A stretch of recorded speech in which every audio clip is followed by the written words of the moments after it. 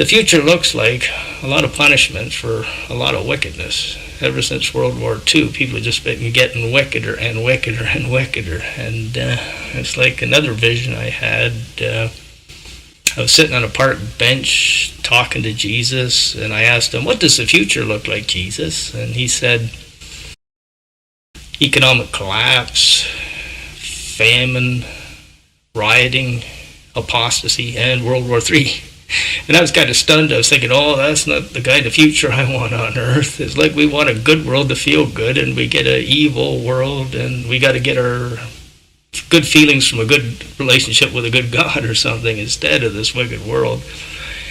Anyways, then the vision goes into me and Jesus dancing, and it's like World War III around us with tanks and people getting shot and all kinds of violence and death around us.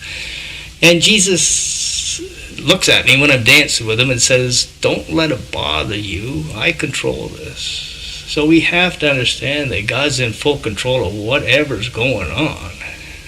That it's not just chaos in God's kingdom or something. Maybe chaos in the world for the wicked, but God's trying to help his people to understand what's coming in his judgments and to try to prepare them mentally to be able to handle these things. That the greater the trouble happens, the greater that God's miraculous help to deal with the trouble happens. That's always been the way in the Bible. When the Egyptians chased Moses to the Red Sea, God miraculously delivered them. When they put Shadrach, Meshach, and Abednego in a fiery furnace, God miraculously delivered them.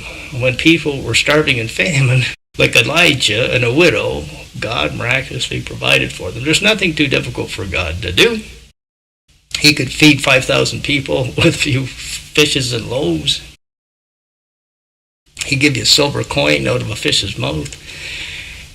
His wallet never runs dry. His gold coin treasure chest never runs dry. He can supply food. Children of Israel in the desert for 40 years. So we're going into some hard times. Why? Because people abandon God. People want to be wicked. But there could be a few people getting saved amongst all this judgment coming down on the wicked. When they see the Christians being able to handle it with the miraculous power of God, maybe they'll want to start to get saved too. Get some help from God. Look, they got peace and joy in the midst of it. I want it too, type thing. Get saved and get happy.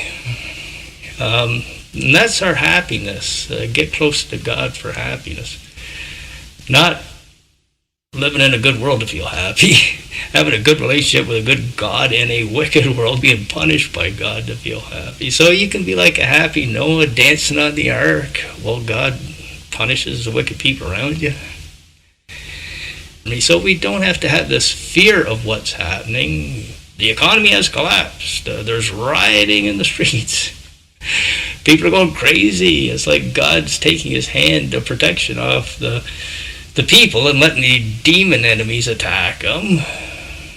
And the demon-filled people attack them. Like Nazi Germany or something, or Babylon or something.